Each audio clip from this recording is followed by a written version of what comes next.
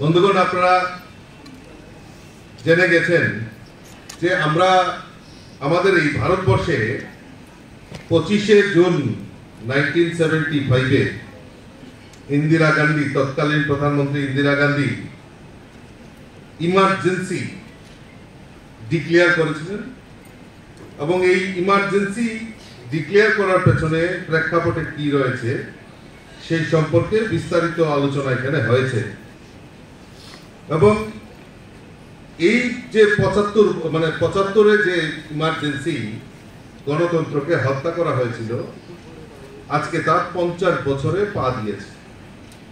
এই 50 বছর পূর্তি উপলক্ষে আমাদের ভারতীয় জনতা পার্টি রাষ্ট্রীয় নেতৃত্ব সিদ্ধান্ত নিয়েছে যে আমরা জনগণের কাছে এই 50 বছরের যে ইতিহাস, এই সংবিধানকে যারা হত্যা করেছিল তাদের চেহারা জনসমক্ষে তুলে ধরার জন্যই আমরা বিভিন্ন কর্মসূচির আয়োজন করেছি। তার মধ্যে এই মক পার্লামেন্ট এটা বিশেষ গুরুত্বপূর্ণ।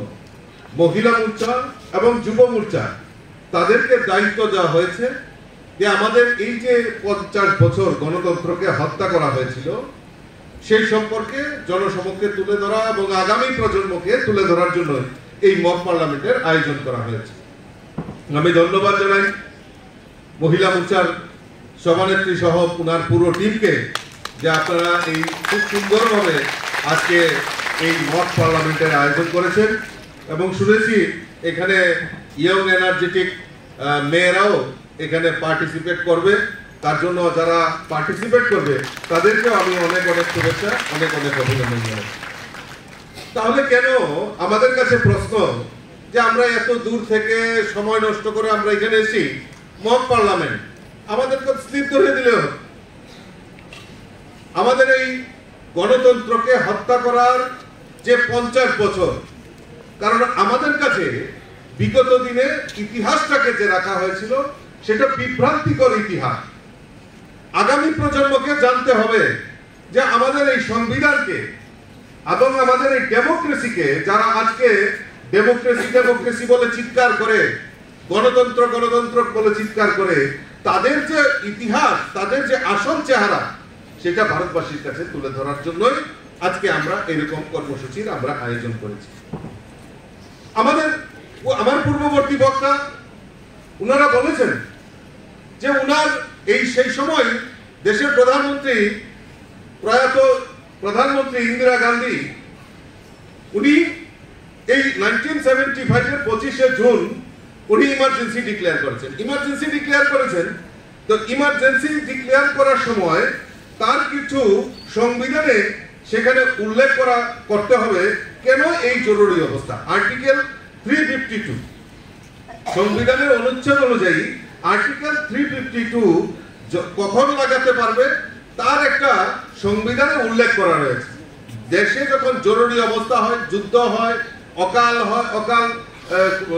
খরণ হয়, মানুষের মধ্যে একটা অনৈক্যের বাতাবরণ তৈরি হয়, সেই সময় আর্টিকেল 352 অর্থাৎ এই ইমার্জেন্সি ডিক্লেয়ার করতে হয়, রাষ্ট্রপতি শাসন দিতে হয়। কিন্তু অত্যন্ত পরিতাপের বিষয়, অত্যন্ত দুঃখের বিষয় যে সেই সময় এমন কোনো পরিস্থিতি হয়নি যে দেশে আর্টিকেল 352 লাগানো যায় এবং জরুরি অবস্থা ঘোষণা করা যায়। শুধুমাত্র ব্যক্তিগত রাজনৈতিক চরিত্রকে চরিতার্থ করার জন্যই এবং নিজের চেয়ারকে রক্ষা করার জন্যই তৎকালীন প্রধানমন্ত্রী ইন্দিরা গান্ধী সেই সময় দেশে জরুরি অবস্থা ঘোষণা করেছে। শুধু জরুরি অবস্থা ঘোষণা করেনি, জরুরি অবস্থা ঘোষণার পরে কি কি অবস্থা হয়েছে, এই গণতন্ত্রকে হত্যা কিভাবে করা হয়েছে, সেখানে যারা এই গণতান্ত্রিক শাসন ব্যবস্থায় আমাদের বিদ্যালয়, কলেজ, সামাজিক প্রতিষ্ঠান, মানবাধিকার এবং সমস্ত কিছুকে ভুল উল্টিত সেই সময় করা হয়েছে। এবং জেনে আপনারা আশ্চর্য হবে যে সেই সময় প্রায় 1 লক্ষ ভারতবাসীকে, এই ভারতবাসীর মধ্যে কারা, পলিটিক্যাল লিডার থেকে শুরু করে সেখানকার বড় বড় বিজনেসম্যান থেকে শুরু করে সংবাদপত্র, যারা সংবাদপত্রের সঙ্গে জড়িত তাদেরকে, এবং টিচার, প্রফেসর, এরকম সমাজের প্রতিষ্ঠিত ব্যক্তিদের জেলে পুরা হয়েছিল 21 মাসের জন্য। কোনো আইন নেই, আদালতে প্রেরণ। এখন যেরকম আমাদের রাইট আছে, আমাকে অ্যারেস্ট করার সময় পুলিশ আমাকে অ্যারেস্ট ওয়ারেন্ট দেখাতে হবে, আমাকে কোর্টে প্রডিউস করতে হবে, সেখানে আমার বিচারাধীন হবে। সেই সময় কোনো রকম ব্যবস্থা ছিল না। তাদেরকে নির্বিচারে অত্যাচার করা এবং গণতন্ত্রকে স্তব্ধ করা সেই সময় ইন্দিরা গান্ধী সেটার লক্ষ্য ছিল। অর্থাৎ ইন্দিরা গান্ধীর বিরোধিতা করলেই তাকে এই জেলে পুরে দিতে হবে, এই জরুরি অবস্থা অর্থাৎ মিছা লাগি। এবং বহু সংবাদপত্র তাদের যে সংবাদ পরিচালনা অর্থাৎ ডেমোক্রেটিক রাইট আমরা গণতন্ত্রের চতুর্থ স্তম্ভ হিসাবে জানি, সেই গণতন্ত্রের চতুর্থ স্তম্ভকে টুটি ধরে সেদিন এই সংবাদপত্রের উপরও ঝাঁপিয়ে পড়েছিল। তার ইতিহাস এখানে আমরা জানি। স্বাধীনতার মতামত প্রকাশের ক্ষেত্রেও সেখানে তাদেরকে মানে তাদের অধিকার খর্ব করা হয়েছিল।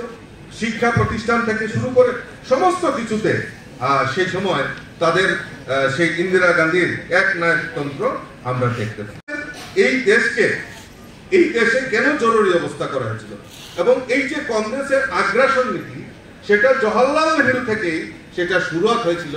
আমাদের ভগবান চন্দ্র দাস সেই প্রসঙ্গে কথা বলেছে কিছুটা, তবু আমি কিছুটা পুনরাবৃত্তি আপনাদের কাছে করছি।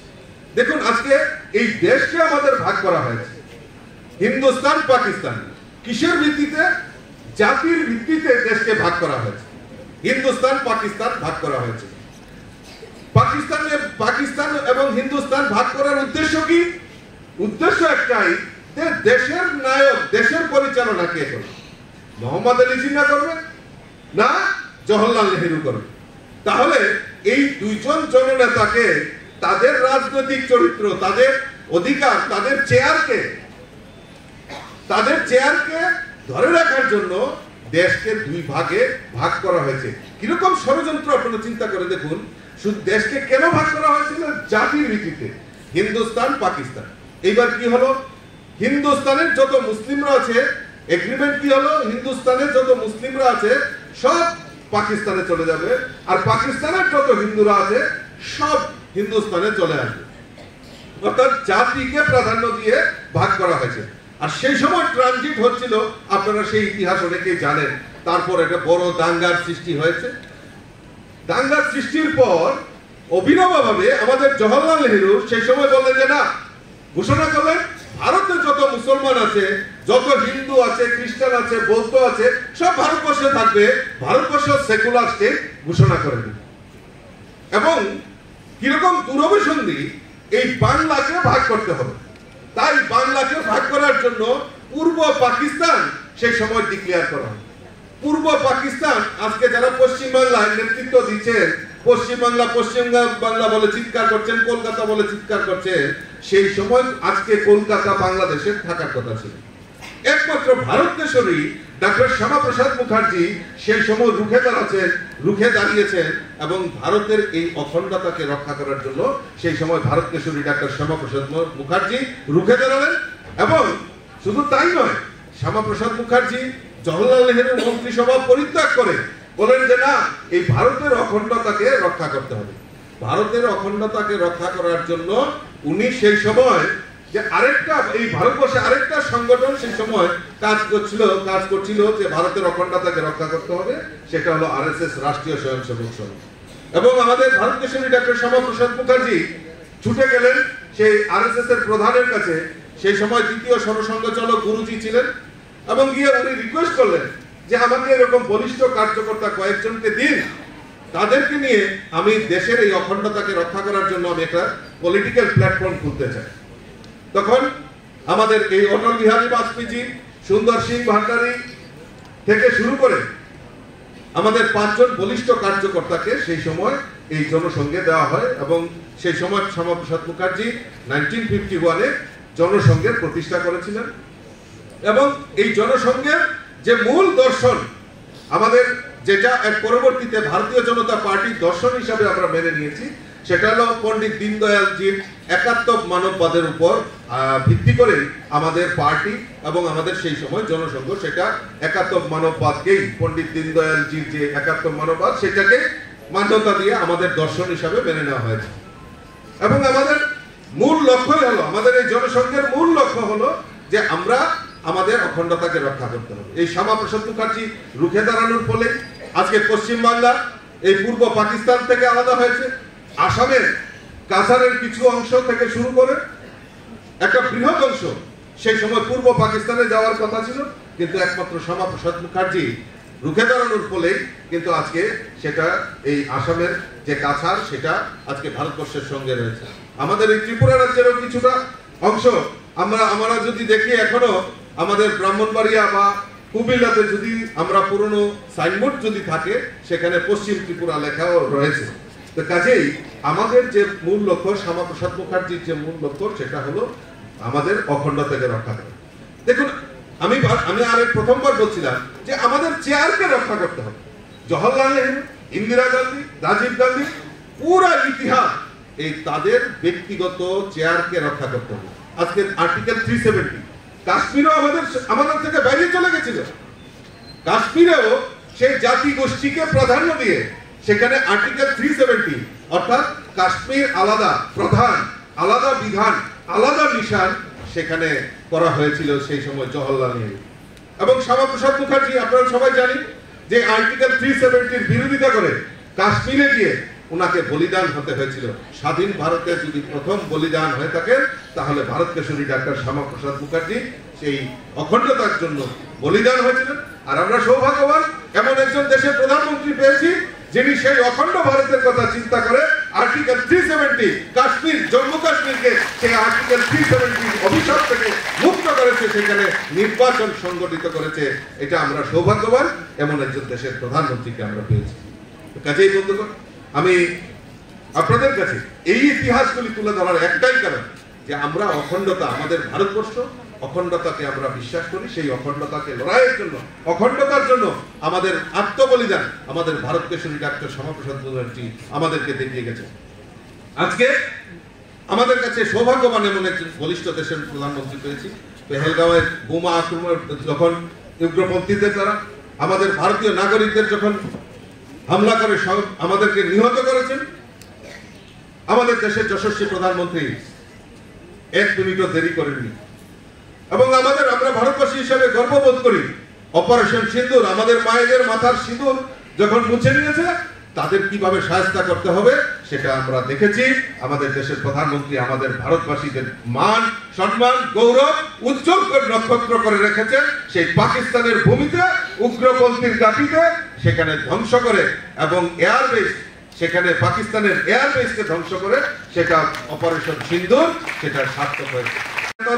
যারা ওই জওহরলাল নেহরু, ইন্দিরা গান্ধী, রাজীব গান্ধী আর তাদের যে বংশধর এখন রয়েছে, উনি বলছেন যে প্রধানমন্ত্রী নাকি পাকিস্তানের কাছে সারেন্ডার করেছে। লজ্জা থাকা উচিত, লজ্জা থাকা উচিত ভারতবাসী হিসেবে যে প্রধানমন্ত্রী যে পদক্ষেপ নিয়েছে। আমি প্রশ্ন রাখতে চাই যে ওই তাদের কাছে, আপনারা জেনে অবাক হবেন, মনমোহন সিং 10 বছরের সরকার 53 বার উগ্র পাকিস্তানের উগ্রপন্থীরা এই ভারতবর্ষের ভূমিতে ভারতবর্ষের মানুষকে আক্রমণ করেছে। মুম্বাই 26 একর মুম্বাই বোমা হামলা, পুনে বোমা হামলা, কর্ণাটকে হামলা, আসামে হামলা, 53 বার উগ্রপন্থীরা এই ভারতবর্ষের বুকে 10 বছরে হামলা করেছে। সেই সময় প্রধানমন্ত্রী মনমোহন সিং খালি মুখে কুলো আলু মানে মুখ বন্ধ করে সহ্য করেছেন, কারণ সোনিয়া গান্ধীর কাছে শেয়ারিং ছিল আর সোনিয়া গান্ধী ওই পাকিস্তানের মদত করত। সেটা আজকের এই বক্তব্য থেকে তাদের প্রমাণিত হয়। কাজেই বন্ধুগণ, আমাদের যে মূল লক্ষ্য, আমাদের যে সরকার, আমাদের দেশের প্রধানমন্ত্রী এবং আমাদের ডাবল ইঞ্জিনের সরকারের মূল লক্ষ্য হলো মানুষের অধিকারকে ফিরিয়ে দেওয়া এবং প্রকৃত গণতন্ত্র যেটা রয়েছে তা স্থাপন করা। আজকে আমরা আমার সভানেত্রী, আজকের সভাপতি যিনি, উনি বক্তব্যে তুলে ধরেছেন যে ভারতবর্ষে 75 বছর স্বাধীন হয়েছে, আজ পর্যন্ত মহিলাদের নিয়ে, মহিলাদের আইন, মহিলাদের সুরক্ষা, মহিলাদেরকে আত্মনির্ভর করা সেটা ভারতবর্ষের বুকে হয়নি। একজন প্রধানমন্ত্রী, এই প্রয়াত প্রধানমন্ত্রী যিনি ইমার্জেন্সি ডিক্লেয়ার করেছিলেন, উনি একজন মহিলা প্রধানমন্ত্রী ছিলেন, কিন্তু মহিলাদের সুরক্ষার জন্য উনি কাজ করেননি। একমাত্র দেশের প্রধানমন্ত্রী নরেন্দ্র মোদীজির নেতৃত্বের সরকার মহিলা সুরক্ষা, মহিলা আত্মনির্ভর করার প্রচেষ্টা করেছেন এবং আমাদের দেশের প্রধানমন্ত্রী নরেন্দ্র মোদীজির এই 11 বছরের যদি ইতিহাস আমরা দেখি, এই 11 বছরে মহিলা ক্ষমতায়নের জন্য বিভিন্ন পরিকল্পনার ব্যবস্থা আমাদের দেশের প্রধানমন্ত্রী নরেন্দ্র মোদীজি করেছেন। আমাদের সামাজিক মাতৃ সুরক্ষা যোজনা, প্রধানমন্ত্রী উজ্জ্বলা জ্যোতি যোজনা, আমাদের যারা আর্থিক ক্ষমতায়নের জন্য প্রধানমন্ত্রী মুদ্রা যোজনার মাধ্যমে মহিলাদের আত্মনির্ভর করার ব্যবস্থা, ড্রোন দিদি থেকে শুরু করে এসএসজি গ্রুপ, আপনারা জেনে খুশি হবেন আজকে সারা ভারতবর্ষের 9 কোটি মহিলা, 9 কোটিরও বেশি মহিলা আজকে এই স্বসহায়ক দল গঠন করে তারা আত্মনির্ভরের দিকে এগিয়ে গেছে। বন্ধুগণ, আমরা কথায় বিশ্বাস করি না, আমরা কাজে বিশ্বাস করি। আমাদের রাজ্যের সরকারও, মাননীয় মুখ্যমন্ত্রীকে আমি দেখাচ্ছিলাম যে আমার কাছে রাজ্য সরকার, আমাদের ত্রিপুরা রাজ্যের ডাবল ইঞ্জিনের সরকার বিগত 7 বছরে যে ইতিহাস তৈরি করেছে, আমার কাছে অনেক ইতিহাস রয়েছে যে আমাদের সরকার এই ত্রিপুরা রাজ্যের মহিলাদের সুরক্ষার জন্য কি কাজ করেছে। যদি বলতে চাই অনেক সময় লেগে যাবে, কারণ আপনারাও মক পার্লামেন্টের জন্য অপেক্ষা করছেন। আমি বক্তব্য বেশি দীর্ঘায়িত করছি না, আমি শুধু 2-1টা উদাহরণ আপনাদের সামনে তুলে দেব। আমরা দেখেছি এই রাজ্যের বুকে, সুশান্ত বাবু উল্লেখ করেছেন যে 25 বছরের শাসন, 25 বছরে আমরা শুধু এই রাজ্যে দেখেছি মহিলা নির্যাতনে ত্রিপুরা রাজ্য প্রথম স্থান অধিকার করেছে। এটা আমার কথা নয়, আপনারা জানেন ইতিহাস, এবং এই ইতিহাস রয়েছে। আজকে আপনারা দেখুন ক্রাইম রিপোর্টের ইতিহাস দেখুন, আজকে উত্তর পূর্বাঞ্চলের মধ্যে ত্রিপুরা রাজ্য মহিলা সুরক্ষার ক্ষেত্রে ত্রিপুরা রাজ্য প্রথম স্থান অধিকার করেছে।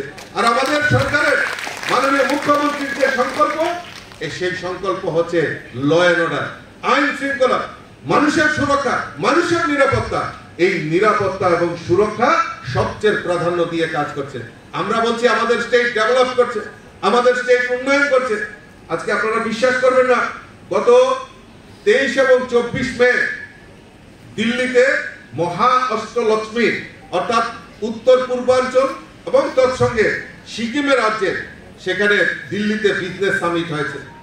আপনারা বিশ্বাস করবেন না, সেখানে দেশ বিদেশ থেকে লোক এসেছে। মাননীয় দেশের প্রধানমন্ত্রী সেখানে বক্তব্য রেখেছেন, মাননীয় মুখ্যমন্ত্রী সেখানে উপস্থিত ছিলেন। প্রায় 30,000 কোটি টাকা সেখানে ব্যবসায় মৌ সিগনেচার হয়েছে। তার মধ্যে 50% ত্রিপুরাতে ইনভেস্ট করার জন্য বিভিন্ন ব্যবসায়িক প্রতিষ্ঠান সেটা স্বাক্ষর করেছেন। এটা আমাদের কাছে গর্বের বিষয়, কারণ যে নিরাপত্তা, মানুষের যে সুরক্ষা দিতে আমাদের সরকার বদ্ধপরিকর, আর সেটা প্রায়োরিটি বেসিসে আমাদের সরকার কাজ করছে। আর সবচেয়ে বেশি তো আমাদের মহিলাদের সুরক্ষা। আমরা যেখানেই যাই, আজকে মাননীয় মুখ্যমন্ত্রীও স্বীকার করতে আমার সঙ্গে একমত হবেন, সুশান্ত বাবু বা ভগবান বাবু যারা এখানে আছেন মঞ্চে, তারাও আমার সঙ্গে একমত হবেন। ভারতীয় জনতা পার্টি 2023-এ যে সরকার প্রতিষ্ঠা হয়েছে, যে ভোট পার্সেন্টেজ আমরা যদি দেখি, 3% মহিলারা আমাদেরকে সবচেয়ে বেশি ভোট দিয়ে আজকে এই সরকার প্রতিষ্ঠা করেছে। কাজেই আমাদের মহিলাদের সুরক্ষা আমাদের প্রায়োরিটি, আমাদের সরকার সেই দিশা দেখে আমাদের কাজ করছেন। মহিলা ক্ষমতায়নের জন্য Tripura state policy of empowerment of women 2020-2022 সেটা রূপায়ণ করেছেন। এতে মূলত রাজ্যের মহিলাদের ক্ষমতায়ন এবং সুসংহত উন্নয়নের একটি অভিব্যক্তি পথ হবে বলে আমি বিশ্বাস করি। মুখ্যমন্ত্রী কন্যা আত্মনির্ভর যোজনা, ছাত্রীদেরকে উচ্চ শিক্ষায় উৎসাহিত করার জন্য স্কুটি প্রদান, এবং যারা মধ্যশিক্ষা পর্ষদ এবং সিবিএসই বোর্ডে পরীক্ষায় কৃতিত্বের সাথে উন্নত হবে, সেই মেধাবী ছাত্রছাত্রীদের বিনামূল্যে স্কুটি দেওয়ার জন্য আমাদের সরকার সেখানে সিদ্ধান্ত নিয়েছে। নবম শ্রেণী পাঠরত প্রায় 1,22,509 জন ছাত্রীকে বিনামূল্যে এখন পর্যন্ত বাইসাইকেল প্রদানের ব্যবস্থা আমাদের রাজ্য সরকার সেখানে করেছে। উচ্চ শিক্ষার ক্ষেত্রে আমাদের যারা মেয়েরা রয়েছেন তাদের মাত্র 3% সুদ হারে ঋণ দেওয়ার ব্যবস্থা আমাদের সরকার সেখানে ব্যবস্থা করেছেন। গন্ডাছড়ায় গতকালকে আমার মনে হয় মাননীয় মুখ্যমন্ত্রী সেটা উদ্বোধন করে এসেছেন, যে গন্ডাছড়ায় মহিলাদের, শুধু মহিলাদের ছাত্রাবাস, 50 আসন বিশিষ্ট একটা ছাত্রাবাস সেখানে করা হয়েছে শুধু মহিলাদের জন্য। তো এরকম ভাবে আমার কাছে আজকে পরিবহন দপ্তরে 45 জন মহিলা কমার্শিয়াল ড্রাইভার, মহিলারা যাতে রোজগার করতে পারে, মহিলারা যাতে ড্রাইভিং করে সেই দিশা নিয়ে কাজ করছেন। 45 জন মহিলাকে কমার্শিয়াল ড্রাইভিং লাইসেন্স প্রদান করা হয়েছে এবং তারা সফলতার সঙ্গে তারা বিভিন্নভাবে বিভিন্ন এই মানে ড্রাইভারি পেশায় তারা সংযুক্ত হয়েছেন। আমার কাছে অনেক রয়েছে। আজকে প্রধানমন্ত্রী মাতৃবন্দনা যোজনার মাধ্যমে গর্ভবতী ও প্রসূতি মায়েদের জন্য যেটা ৬,০০০ টাকা ২ কিস্তিতে দেওয়ার ব্যবস্থা করেছে। তৎসঙ্গে আমাদের এই ত্রিপুরা রাজ্য মুখ্যমন্ত্রী মাতৃপুষ্টি উপহার যারা গর্ভবতী মায়েরা রয়েছেন তাদেরকে ৪ কিস্তিতে সেখানে ২,০০০ টাকা করে দেওয়ার ব্যবস্থা আমাদের সরকার সেখানে করেছেন। আমাদের সরকার সিদ্ধান্ত নিয়েছে যে মাতৃ এবং শিশু যারা রয়েছে তাদের জন্য তাদের আলাদা সেপারেট একটা মানে হসপিটাল হবে, যেখানে আমাদের শিশু এবং মায়েদের আলাদাভাবে কেয়ার নেওয়া হবে। তো কাজেই আমাদের সেই রাজ্য সরকার সেখানে সিদ্ধান্ত নিয়েছে যে আমাদের প্রায় ১০০ আসন বিশিষ্ট একটা শিশু এবং মাদের ইউনিট সেখানে প্রস্তাব না, আমি মাননীয় মুখ্যমন্ত্রী এখনই বলছিলেন, সেখানে কাজ শুরু হয়ে গেছে। অর্থাৎ আমাদের এই রাজ্যের যারা দুস্থ বয়স্ক মহিলারা রয়েছেন তাদের জন্য ৩টি বৃদ্ধাশ্রম নির্মাণেরও সিদ্ধান্ত আমাদের করা হয়েছে। আপনারা লাখপতি দিদি মেয়েদেরকে সবসময় মহিলাদেরকে দাবিয়ে রাখার একটা প্রয়াস, কিন্তু আমাদের এই রাজ্যে লাখপতি দিদি আমরা কোনোদিনও কল্পনা করতে পারিনি। এখন পর্যন্ত প্রায় ৯১,০০০-এর উপর লাখপতি দিদি আমাদের এই ত্রিপুরা রাজ্যে হয়ে গেছে। আমি যদি বলতে থাকি তাহলে অনেক সময় লেগে যাবে। আজকে টিএসআর ব্যাটালিয়ন থেকে শুরু করে পুলিশের চাকরির ক্ষেত্রে মহিলাদের অগ্রণী ভূমিকা, আজকে জেলা সভাধিপতি থেকে শুরু করে আমার সামনেই অনেক জেলা সভাপতিরা বসে রয়েছেন, আমাদের কর্পোরেটররা বসে রয়েছেন, তারা দৃঢ় প্রত্যয় নিয়ে এই রাজ্যের মহিলাদের উন্নয়নের লক্ষ্যে ওনারা কাজ করে যাচ্ছেন এবং সেলফ হেল্প গ্রুপের মাধ্যমে আত্মনির্ভর মহিলা যেটা আমাদের প্রধানমন্ত্রী স্বপ্ন দেখেছেন সেই দিশাতে কাজ করছে। আমি আমার আলোচনা দীর্ঘায়িত না করে আমি আজকের এই যে আমাদের মক পার্লামেন্ট আমি তার সফলতা কামনা করছি এবং আগামী দিন এই মহিলা মোর্চার সংগঠন আরো দিনকে দিন শ্রীবৃদ্ধি হোক সেই সফলতা কামনা করে আমার আলোচনা শেষ করছি। সবাইকে নমস্কার, ধন্যবাদ।